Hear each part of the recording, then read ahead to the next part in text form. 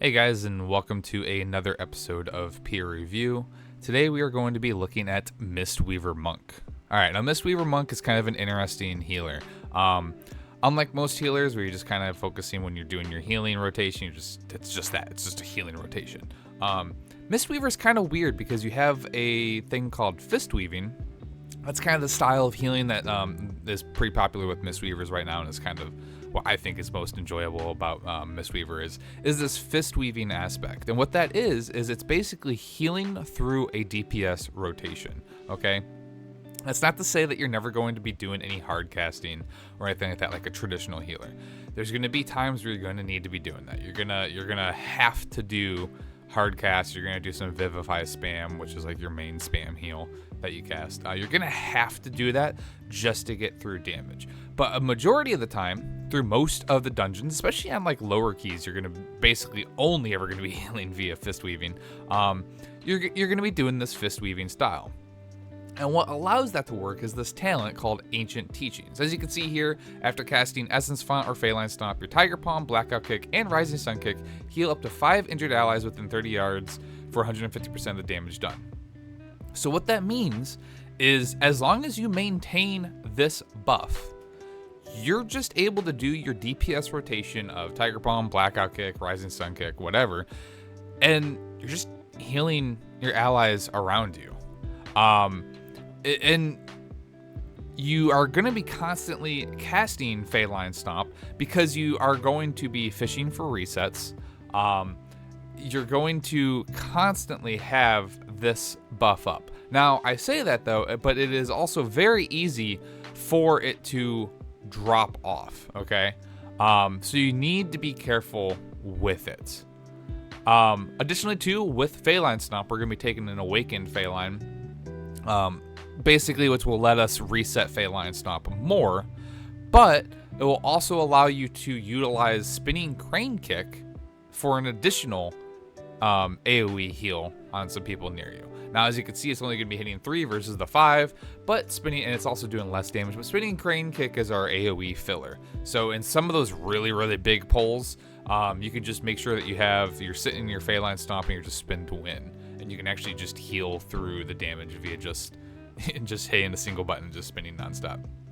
So, Ancient Teachings alongside Phalanx Stomp is going to be what you'll see a lot of Mistweavers focusing on. A lot of their healing is going to be from that. Like I said, on occasion, you're going to end up having to do some, you're going to be doing some Vivify spam, but for the most part, you're going to be doing this. On top of that, you also have Renewing Mist. Renewing Mist is kind of like, you get a 2 stack of it, but you can put it on allies. It's your HOTS. Pretty much every healer kind of has something like this. If you played Resto Shami, it's very close to Riptide. You're going to be focusing on making sure that you have this on your allies. Additionally too, because the nice thing is when you do need to do your Vivify spam, you're taking Invigorating Mist, which will make it so that your Vivify will actually cleave to everybody with Renewing Mist on them. So it's honestly really nice. You want to make sure that you're keeping Renewing Mist up because you're able to do that cleave. We also are going to be using Shaylun's Gift. Shaylun's Gift, I've heard it pronounced both ways. You'll probably hear me say Shaylun's Gift the most. This is a pretty big AoE heal that we can utilize. We also have Lessons, which adds a little bit of an extra little quirk. As we'll see as we go through this, I have a nice weak aura that will actually let me tell what buff I get. But when you activate Shaylun's Gift, you actually get one of these buffs.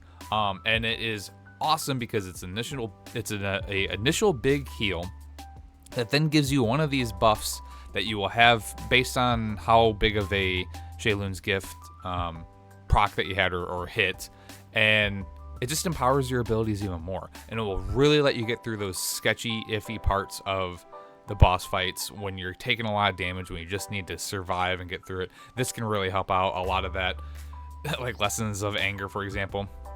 25% of the damage or healing you do is duplicated every 4 seconds. Stuff like that. Even just increasing your crit strike and your spells and abilities deal up to 40% more healing and damage. Like that's, yeah. It's a really great ability. We'll kind of circle back to a couple different things with the talents, and I'll point out a couple of things that, like I said, I'm watching for, what I'm doing, and yeah, but we'll get into this dungeon. This one is going to be a 18 Neltharus, if I remember.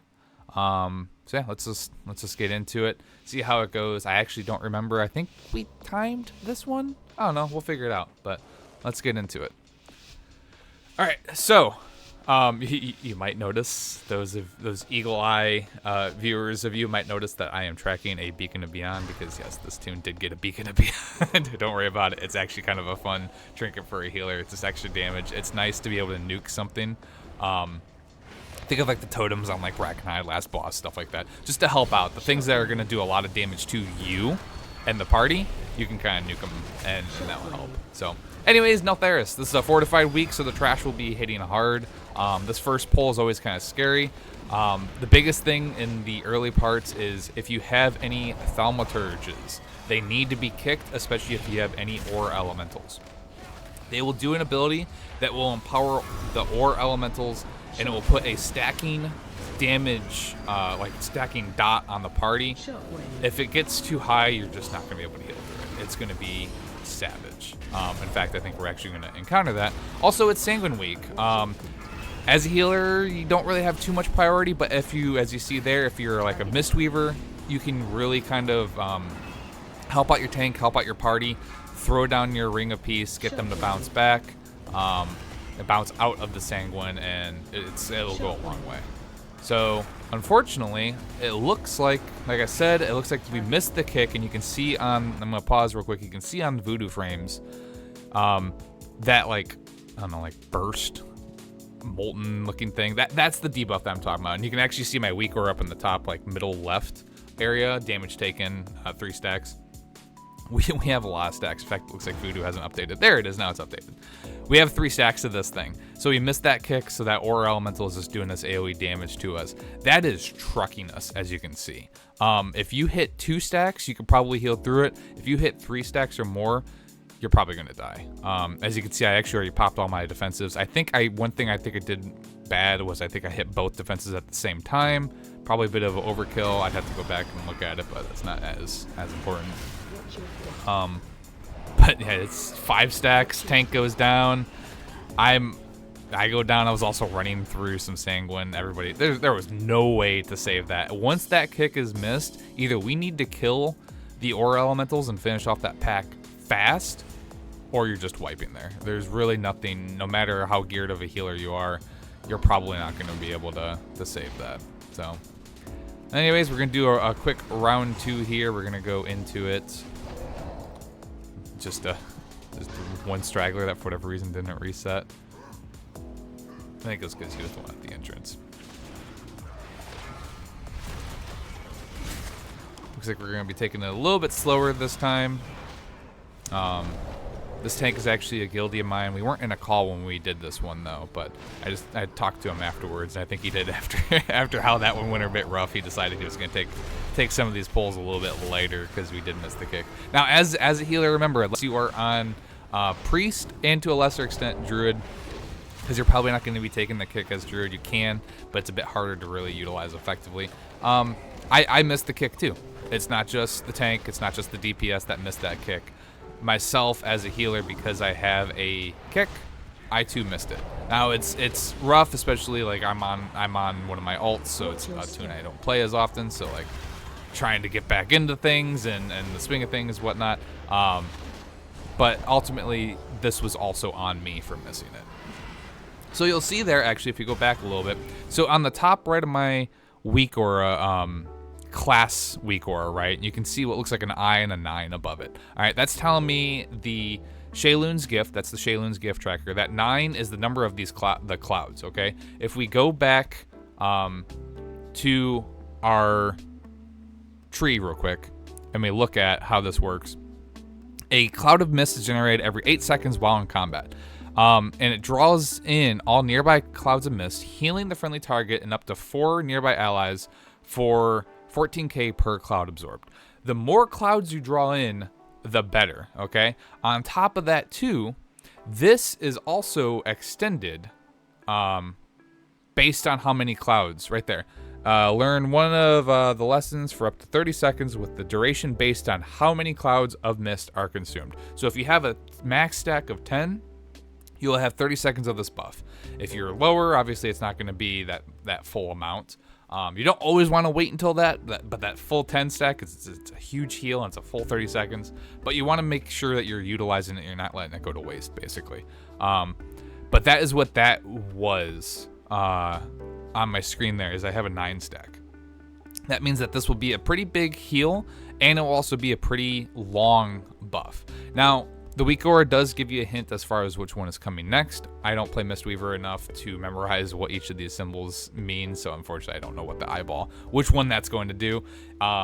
There's probably other Weak Auras that you can get that will let you know that it will always be constantly up, so you know which one's coming up next and you kind of plan for it. Really, I just full send it, and they're all great buffs, so I don't really care, truthfully, right now. I just want to get a good buff. So you can see I channel it. It did a decent heal. This one is a damage reduction, and it's giving me additional haste. All right, so if we go back again quickly, we will see that we have, let's see, Lesson of Fear decreases your damage taken by 15 seconds and increases your haste by 20 seconds. So that is the one that we got there.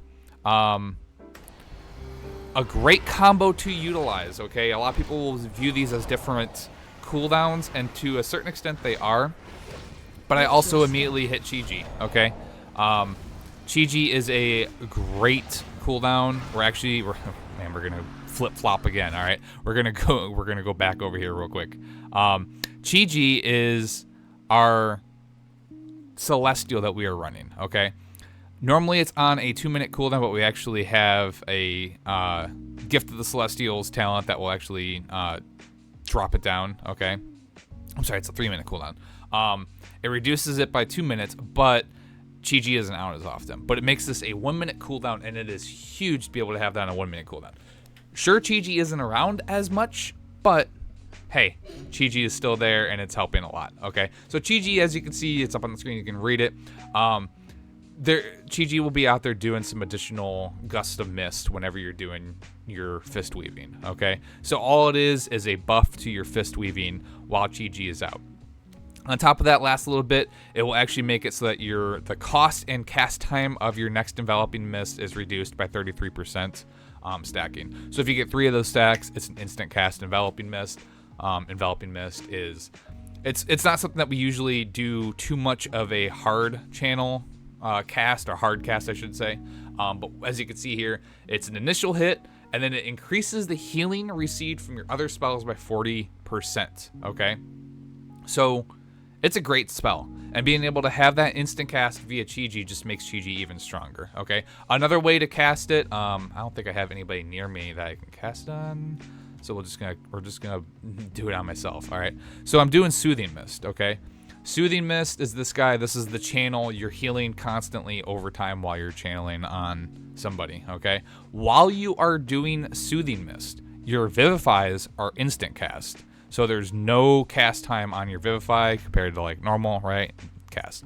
If you're doing Soothing Mist, there's no cast. It's just instant. While you are also doing a Soothing Mist, though, you can actually cast your Enveloping Mist, also instant cast. So as you can see, instant cast normally, or hard cast normally, it's kind of a long cast. That's why we don't do it that often.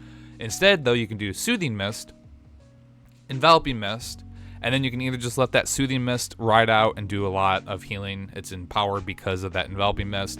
Or if you really, really need that healing, you can just spam Vivify on them as well. Now, obviously, Mistweaver, you can see that Mistweaver has probably some of the heaviest mana problems in the game as far as healers. If you're doing a lot of hard casting of Vivify and other stuff. If you are just doing your fist weaving, you're going to encounter some mana problems, but it's not going to be too bad. Fun little thing, too, is they did add that Vivify every 10 seconds is a talent. Vivify, your next Vivify becomes instant. That's another big thing while you're doing your fist weaving. You can just be punchy. Damage comes out, you can just do an instant cast to Vivify, so you're not stuck hard casting it, and you can go back to punchy. And if you're keeping up, again, remember, we're going to be watching, making sure that we have these renewing mists on everybody, okay? That's the goal. You do the renewing mist, and that way everybody gets cleaved with that. So anyways, just a lot of back and forth. We're gonna get back into it though. So Chi-Ji was out. We had our nice buff, haste buff. That helped us get through some of that iffy parts. As you can see on my voodoo frames, the first slot is that's the tracking for renewing mist. The second slot is for essence font bolts. So again, we're just watching, making sure I'm keeping my renewing mist on people. And beyond that, we're just constantly doing DPS, our quote DPS rotation, while we have Ancient Teachings of the Monastery. Now, Ancient Teachings, I pointed out where Shaylun's gift was earlier on my class week aura. It is 2 to the left of the Shaylun's gift, which currently has the 9 above it. It's kind of like the, it's that weird like white and bluish color. It currently has 10. That's Shaylun's gift. 2 to the left of that is the book. That's our Ancient Teachings. All right, we never want Ancient Teachings to fall off, because that means if we do our DPS rotation without Ancient Teachings, we are just a DPS. We are not healing during that, okay? As you can see, again, they are kind of healer or mana dependent. Even just doing our normal fist weaving build, we're still going to be kind of heavy on the mana, but you're able to sneak in and get your drinks in whenever you can. As you can see too, like our Phalanx Stomp, it resets pretty often with how we have our talent set up. As long as you are staying in it, you will get a reset pretty consistently. It's an awkward one though, because you want to cast, like right now, all right, notice I don't have an Ancient Teachings, perfect. We're gonna do, we stopped for a second, we're gonna be here fighting for a bit. I'm gonna do my Phalanx Stomp, and we're gonna get into it. So now I have a new Ancient Teachings. All right, perfect. Phalanx Stomp was off cooldown, and Ancient Teachings was about to drop. Where the hell did that guy go? Man, he just got yeeted. All right, as you can see there, again, this is what I was saying, we're going to have to hardcast on occasion. Our priest friend there, he took a lot of extra damage, right? That's a lot of damage, and sure, maybe he'd be okay with just doing some fist weaving and he'll get back up.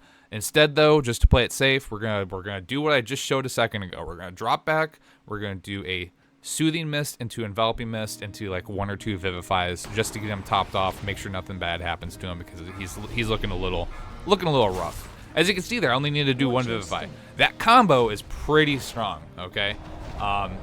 Probably I didn't even need to do that Vivify. I could have just let that full channel go.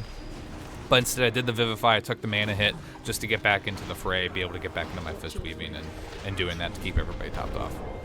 Now, we're not going to go back to the talents for this to look at it, but I do want to make a comment with Rising Sun Kick, all right? Rising Sun Kick is also really nice because whenever you do your Rising Sun Kick, you will actually extend the duration of all of your hots. That includes both the Essence Font bolts and Renewing Mist. Plus, it will also apply Renewing Mist to a nearby target, okay? So that is actually kind of nice too. And you can actually, you can stack your blackout kicks up to 3 times. So that way, when you hit it, you're going to do 3 total blackout kicks, which will let you, blackout kicks have a chance of refreshing the cooldown on Rising Sun Kick, which means more of that hot extension, more of those free renewing mists that go on the party. Watch it whenever I do a renewing kick, and you'll see that they all get extended and a new renewing mist gets applied, or one that was about to fall off gets applied. That was nice of our priest. Nice little grip. Wasn't necessary, but always appreciated when you see players do stuff like that. Keeping an eye out on your teammates. All right, right here. What am I doing? I am currently punching. We just took a AoE hit. I don't have Ancient Teachings. I am not a healer right now. I am simply a DPS. I do have Chi-Ji out, so Chi-Ji is helping. Okay, I'm Chi-Ji's the healer, really. I'm not doing anything. Chi-Ji's doing all the healing because I don't have Ancient Teachings. I did a Essence Fonts, so now I actually have Ancient Teachings again, so I'm back to being a good old healer. I'm doing my job. I'm helping. Trying to keep up with the dang elephant who wants to just run around all over the place. All right, Fortified Week. It is an 18, but Fortified Week, this isn't that bad of a fight. That lava spray into the swirly underneath is honestly kind of scary, especially on tyrannical weeks. But we crushed this. Really no problem. Like I said, Fortified 18 isn't too bad. But Magma Tusk is honestly one of the scarier bosses I've seen a lot of keys go downhill fast on that, regardless of the week. So got through it. Like I said, the only thing that kind of stood out to me was I probably should have. Am I gonna make it? Yeah. Only thing that really kind of stood out to me was I probably should have been better about my my ancient teachings. I let that fall off, which, like I said, that's kind of a no-no. 2, 1.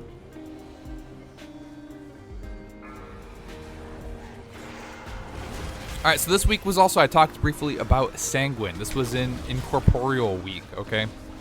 Honestly, Monk has it pretty easy. One of your best things, well, we're going to talk about that too in a sec.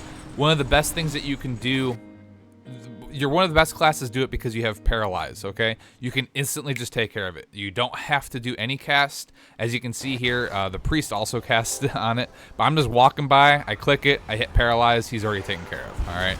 The Priest actually used his silence on it, but yeah, Paralyze was more than enough. All right, so in this dungeon, you'll see I'm going to go up to this burning chain. Everybody can do this. You get a debuff, so you can't do it super often. But you grab that burning chain, and you run it over enemies, and it pops. It does so much damage. On Tyrannical Week, because you're able to get away with pulling a lot more, and the tank just doesn't get deleted, you're able to get away with pulling a lot to that, and just instantly delete entire packs. It's kind of nuts.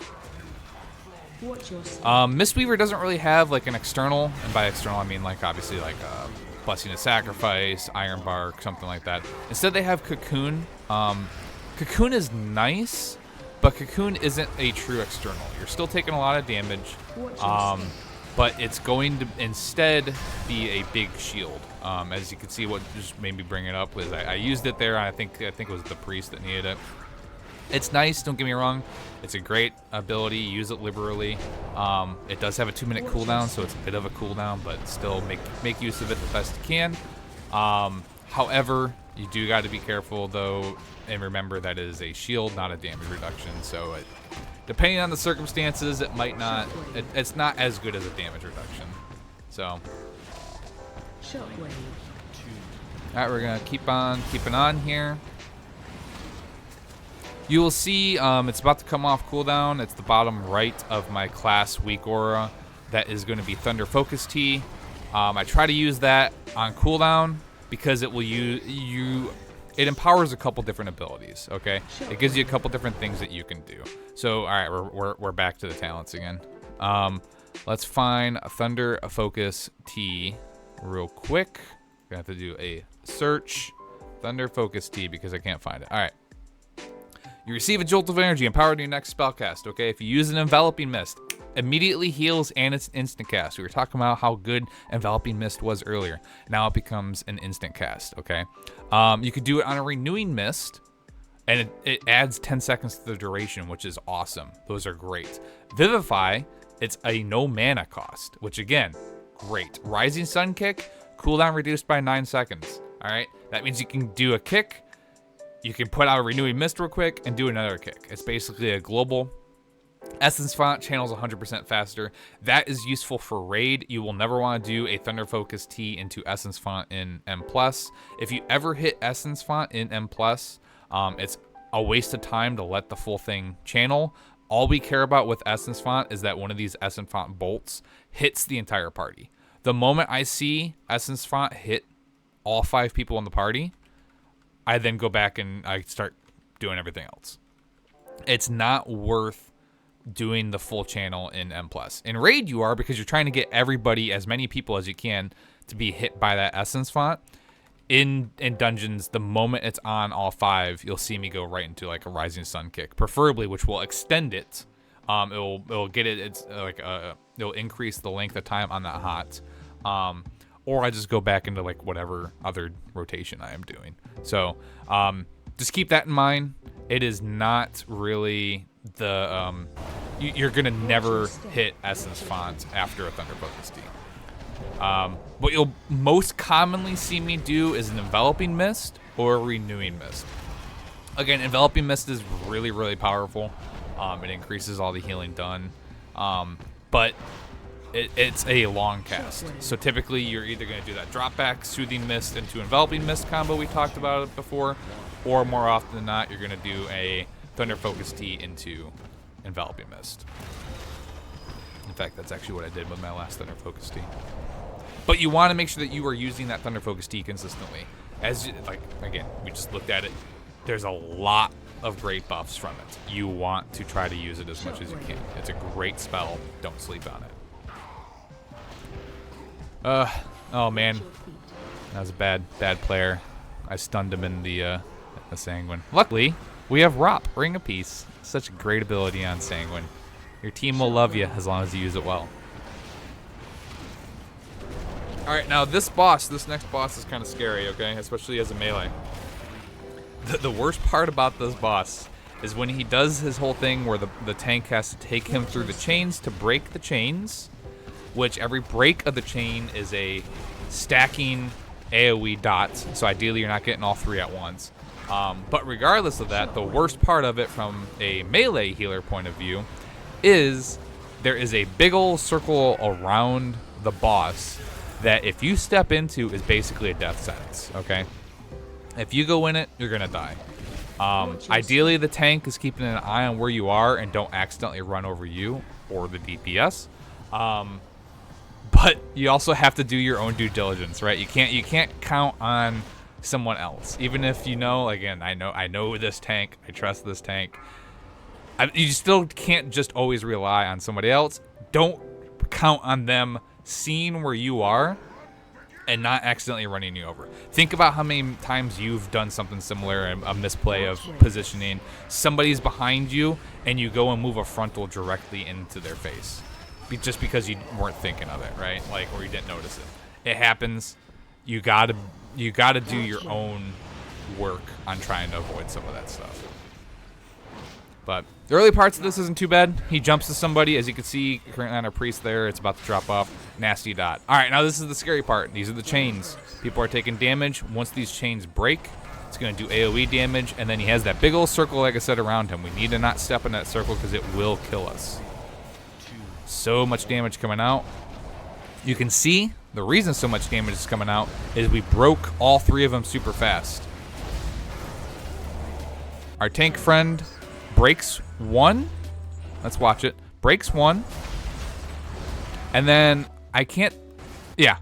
So our tank does it right, and that he breaks one, but watch our two DPS, the two remaining DPS. They will then. Oop, we're all pixely there because of VLC. We're going to go back. Watch it. Tank does it well, breaks the first one. That's fine.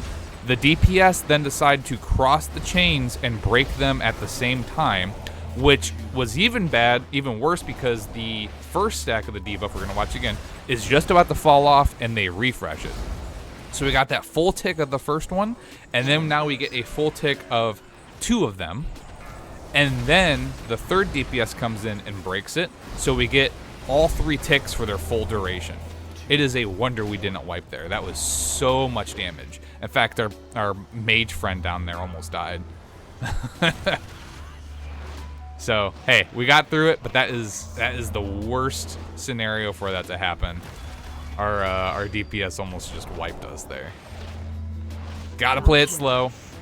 You don't want to get all three, even on fortified weeks. All right, that's a lot of damage. There's no reason to do it. Look at it this way: if you're a DPS, even if you trust your healer, it's what I was just saying. All right, it doesn't matter if you trust your other players, unless they're saying yeah, do it, and you're in a call with them or they're saying it in chat. Play it safe, play it slow. There's no reason. Let's see what happens here again. Oh no, that one was okay. Oh, we got a bruh. Oh, that's right, I remember this. Okay, let's see what happens here. All right, so okay, we're gonna slow this down a little bit, okay? So the chains come out. We kind of have a nice triangle set up here, all right? And it looks like our priest is moving into like a really kind of a bad spot, to be honest, okay? Now, unfortunately, our tank did move towards me and the priest. That wasn't the best call there. However, I'm paying attention, and I see this, and I immediately start moving. That's not what killed them, though. I want to say what actually kills people is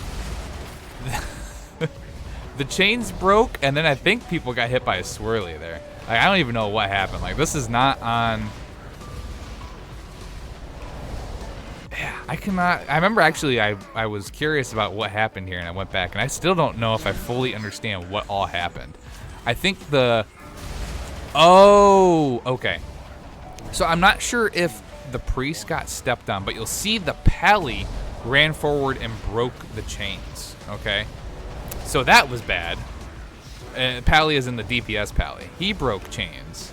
And then I think the priest got stepped on, and yeah, no. Anyways, long story short though, if people die without breaking the chains, you're not gonna be able to stun this, and people get a massive dot on them. Luckily, there's only 3 people alive, so I can heal through it. But you can see it is trucking us. Oh. We got through it though. Alright, just gotta coast. I still don't I still don't know exactly what happened there. Yeah, like this guy said, the best strat is just let the tank run through him. I don't know what the priest was doing. 3, 2, 1. And then, yeah, the DPS pally was a bit, he was also a bit quick on the draw there. The best, like I said, the best bet, I think for most people, is just to let the tank be the one to drag that into the party. Or, no, just let the tank drag the boss through the chains past the party. As long as the group extends the chains as much as they can. Yeah, the priest was in a really weird spot there. But hey, it happens. Whatever. We got through it. No hard feelings for anybody.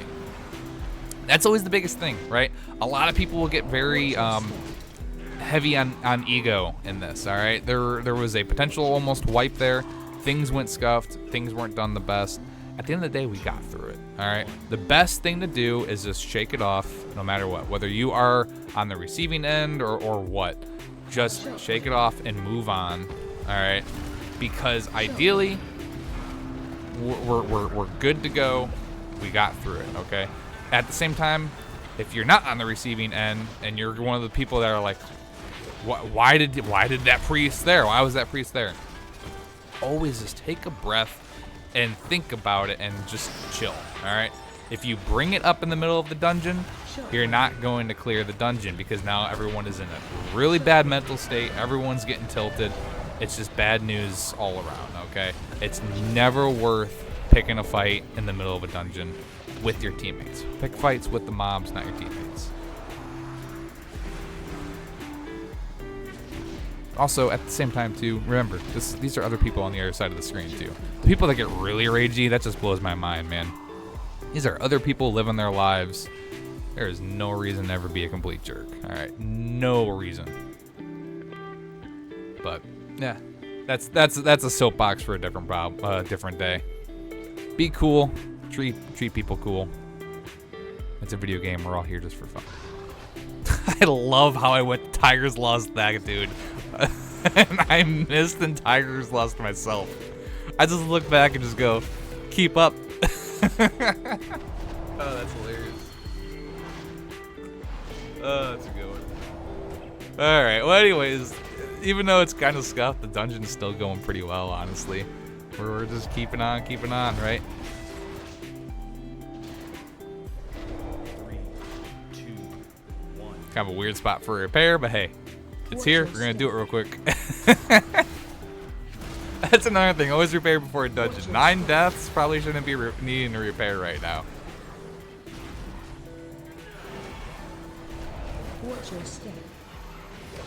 Or if you're guilty of that, be like that priest, dude. If you are guilty of forgetting to repair before a dungeon, always have a bunch of auto hammers in your bags, you know. Save yourself. Honestly, if you're pugging a lot, have a bunch of auto hammers. You never know when a DPS or just some rando in the group is gonna have a broken piece of gear, you know. It will save runs legitimately.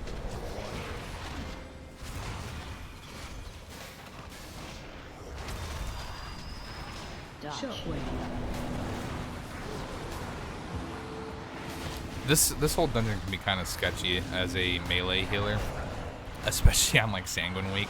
There's just so much stuff on the ground. There's so much stuff, tight corridors, hard to see. It can be rough. You're watching the bars, not your feet. Next thing you know, you're walking through Sanguine that's on fire while you're also getting targeted by frontals. It's a scary one in some aspects. It's definitely something where if you haven't played melee before, you've tried other healers, or you've always just been like a caster DPS, and you decide to try melee. Getting used to that close proximity to mobs in tight corridors it's something to get used to. And then on top of that, like I said, adding Sanguine onto it can be a learning experience. It really can be. But I definitely encourage everybody that if you have not tried out melee, either as DPS or as a healer, like a melee healer, give it a shot, because it's a whole new perspective on the game. Makes you appreciate things. I'm a big believer in always trying out all the roles, all the positions. Try tank healing. If that's all you ever do, be a DPS too. You know, you will learn if you're a tank and you don't ever DPS. If you go and run around as DPS, A, you'll see other tank routes. B, you'll know, man, this kind of sucks as a melee DPS. There's just so much stuff and they're never able to hit anything. Maybe I can do this pull a little bit differently. Likewise, if you are a healer and you go and DPS, you will realize, wow, I am taking so much damage here. And the healer is not keeping up, or is struggling with it, just because I'm not using my defensives, you know? So it will make you a better player about remembering when to use defensives and stuff like that. Oh, wow, I just ran into that frontal. Don't do things like that. And like I said too, as a DPS, if you go as a healer and you are finding, wow, again, I'm having trouble keeping up. Oh, that's because none of the DPS are hitting their defensives during this. You will know next time you go back to being a DPS player, you're going to play so much better, because you're going to be so much smarter about when you use your defensives and you're actually going to utilize them, you know? Definitely just playing all the roles really helps you become a better player in this game. It really does.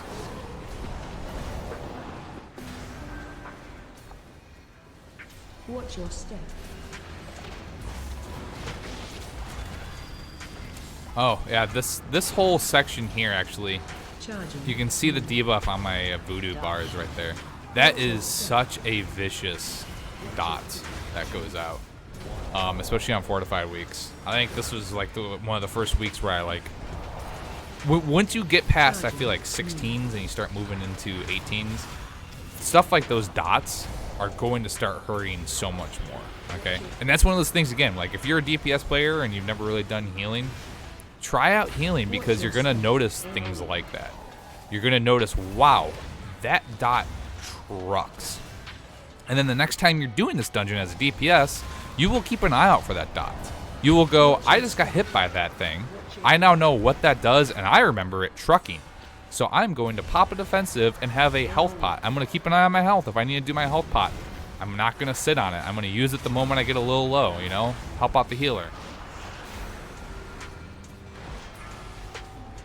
It just really does improve your gameplay a lot by doing all the different roles. All right, well, let's talk about Mistweaver a little bit more, though. Like, just kind of a little bit of let's put the review back in peer review here. So far, honestly, I seem like I'm doing pretty good as far as keeping up on doing my DPS rotation while I have Ancient Teachings up. I'm keeping my Renewing Mists out. I'm dropping back and doing the hard casts when I need. I should be getting a new, okay, I did an Essence Font. I was like, I should be getting a new Ancient Teachings buff out there. Instead, I decided to hold my, I wanted to keep my Phalanx Stomp because I knew we were going to be moving soon, so I just did an Essence Font. Didn't really matter anyway since it dropped off. Gotta do my Beacon, gotta pretend to be a DPS. Top the DPS charts for a half second. Quick at the camera, I'm number 2 DPS. And there I go. Alright, so this next boss, again, it's going to be a fortified week, so it's not too bad. It's one of those things as a melee healer, it's a little scary, right? Because there's so many swirlies, you're trying to be on top of the boss. But this one isn't too bad. You just gotta kind of make sure that if you fall behind, it's gonna be really tough to get caught back up. That's gonna be one of the biggest struggles with this fight. Whenever he runs, when he does the Smite of the Forge, that's when there's gonna be big AoE damage, so make sure that you're prepared for it. That's when you want to make sure you have your Ancient Teachings, and you can use Shaylun's Gift into a Chi-Ji. Other than that, just make sure you're out of those swirlies. If somebody gets low, gonna do my focus on them. And by that I mean I'm gonna drop down, do my Soothing Mist into Enveloping Mist, into my spam if I need it. Need to try to make sure I'm keeping my Ancient Teachings buff. Alright, that's when I'm gonna do Shaylun's into Chi-Ji. I get my 3 stacks of Chi-Ji, so I immediately go and put my Enveloping Mist on somebody. I don't want that to go to waste. That was scary. That was real scary. That Enveloping Mist is doing some work, man. Watch your step. 2, 1.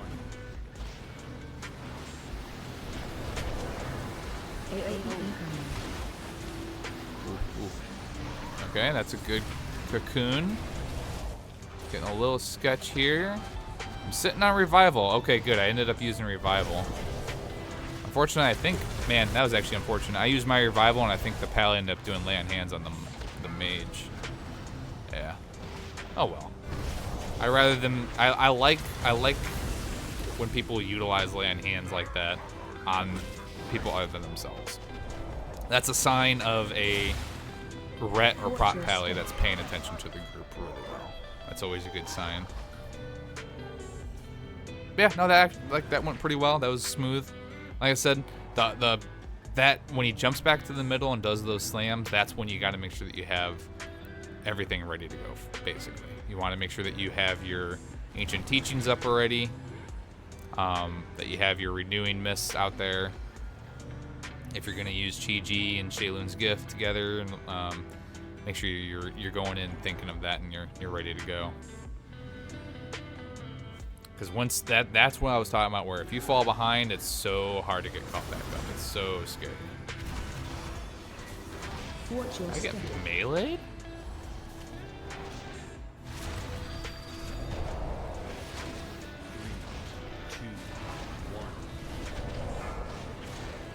Watch your step.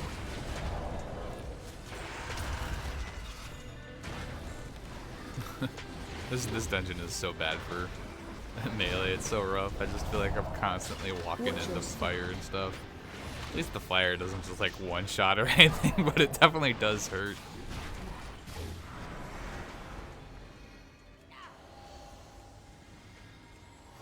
I really do love the aesthetic of Mistweaver, just all the mists going around.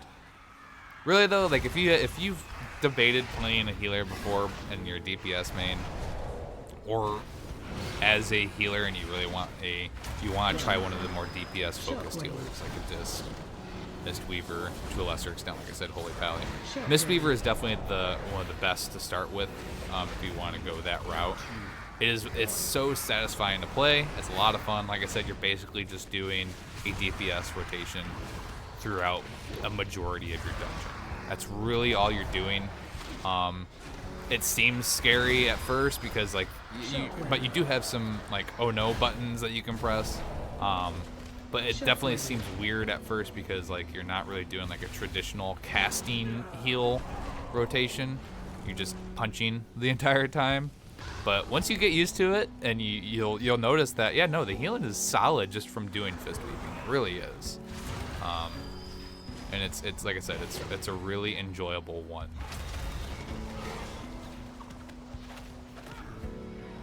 The biggest problem that you will face with a Mistweaver though is 100% community perception. For the last few expansions now, I want to say at some point in BFA, probably like, I don't know if it was like season 1 or 2, they were really, really strong.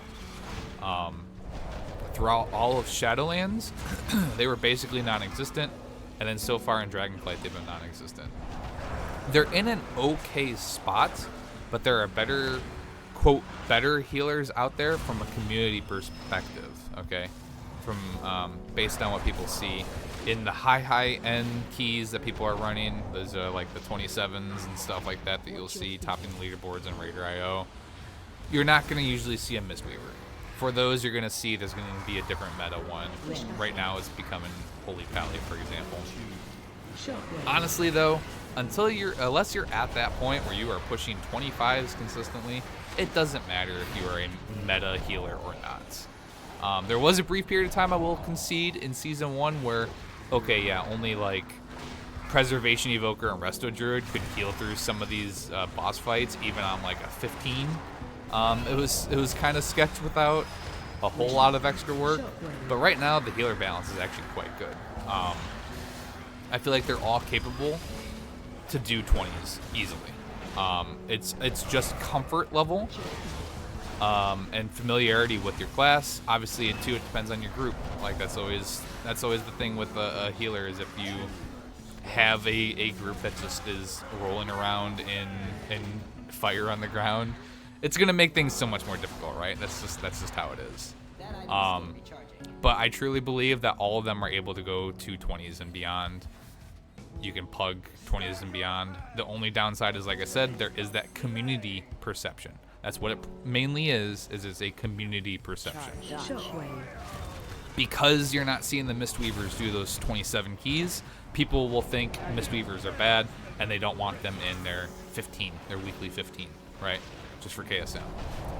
The thing is, though, they're more than capable of doing KSM, no problem. As you've seen here, we've been chilling in this 18 on it. All right, and I don't have 4-piece. I don't remember what my item level was at when I did this dungeon, because it was a couple weeks ago. But this is not a geared monk. Even right now, my monk is not my most geared tune by any stretch. Man, this fight is a little scary. But I'm able to get through it. Like I said, I don't have 4-piece. Even now, I don't have 4-piece on this tune. And we're able to get through this 18 fine. They are more than capable of doing 15s for KSM. They're more than capable of doing 20s for Keystone Hero. They're a fine healer. But like what I was saying, as I'm kind of meandering a bit with this topic, is the community perception kind of sucks for Mistweaver. A lot of people see them as the weak healer, the bad healer. And what that means then is it can be a little bit tougher to get into a key as a Mistweaver. However, there is a bit of a bonus where, because of how hard it is, how hard healing is in general right now, there is actually a bit of a healer drought. What was I doing? So I did. Yeah. Oh, I was channeling Shayloon's gift into sit in a swirly. I could beat it. I know I can. I could not. I wasn't able to. Anyways, there's a healer drought right now, right? So honestly, you're gonna like, even though they're not the meta healer and there might be this community perception, you're still gonna get invited to keys because people are gonna be sick of waiting for half an hour for a healer anyways. So whatever. Play what you want to play. Mistweaver is a whole lot of fun. As you saw here, we were able to get through this 18. 10 deaths. It wasn't the fastest run in the world. It wasn't the cleanest run, but for the most part, it was smooth. We didn't hit any real healing checks. It went pretty well. Give Mistweaver a shot if you haven't. I think you'll like it. It's a super rewarding spec. Like I said, Disc and HPAL do a similar thing as far as the doing damage in order to heal as Mistweaver, but I think Mistweaver is way easier to pick up. Actually, are we gonna time this? I don't remember if we timed this. This is getting a little close. Oh yeah, we have plenty. Oh yeah, we're good. We're fine. For there was a moment there I was like, hold up, wait a minute. But no, we're good. But yeah, as far as your melee ones, if you have interest in doing a melee healer, Mistweaver hands down, or I'm sorry, a DPS, quote DPS healer, one of the ones that heal via DPS, Mistweaver is by far the easiest one to pick up in my opinion. It's a lot of fun. It's super rewarding. There's a lot of utility you can bring. Ring of Peace is such a great ability. Your tanks will love you if you use it properly. If you see a tank running for their life, dropping that and letting them breathe, they will love you for it. There's some fun stuff that you can do with Transcendence. Drop Transcendence, big hit, you need to run something out, you can just pop back to it, right? Another one too is the second boss on Vortex Pinnacle, the dragon boss. When you have the that line that you gotta jump over, if you get near where it's about to spawn, drop your Transcendence, you then run away, the line crosses it, and you gotta make sure that it's well past where your Transcendence is. But once that line is far enough away from it, you can just pop back your Transcendence and you can pop back to where your Transcendence was and completely avoid that mechanic of having to go up in the air. That will let you do more uptime as far as healing and keep up on it. Like, there's a lot of fun stuff like that. So, like I said, overall, I think Mistweaver is a great healer. I recommend trying it out. It doesn't have the best community perception, but who cares? You're going to do great with it. It's a lot of fun. Give it a shot. I hope you learned something from this. If you did, I'd love to hear about it. Go ahead and leave a comment saying that something was interesting, that stood out to you, you learned something new. Other than that, usual hashtag YouTube stuff. Just give a thumbs up, subscribe if you want to watch more of these. I'm gonna try to keep up on this. My original goal was doing this weekly. It's actually a little bit more time consuming than I thought it would initially be, but it's a lot of fun to do. So I'm gonna still try to do these. If I don't do them weekly, I'm gonna try to keep it somewhat regular. This was kind of like a bigger gap than I really wanted to do between the second and third episode here. But I'm gonna continue to go through the other healers. I'm probably gonna do Priest next. I've been playing a lot of Resto, Shami, and Holy Pally as my main push. Maybe I'll do Resto, Shami. I'm not going to do Holy Pally yet because Tuesday is going to be the Holy Pally rework. 10.1.5 will be dropping, so Holy Pally is going to be completely new. I'm going to have to learn it, and then I'll probably do a video on that one. We'll do one of these peer reviews like a week or two from now.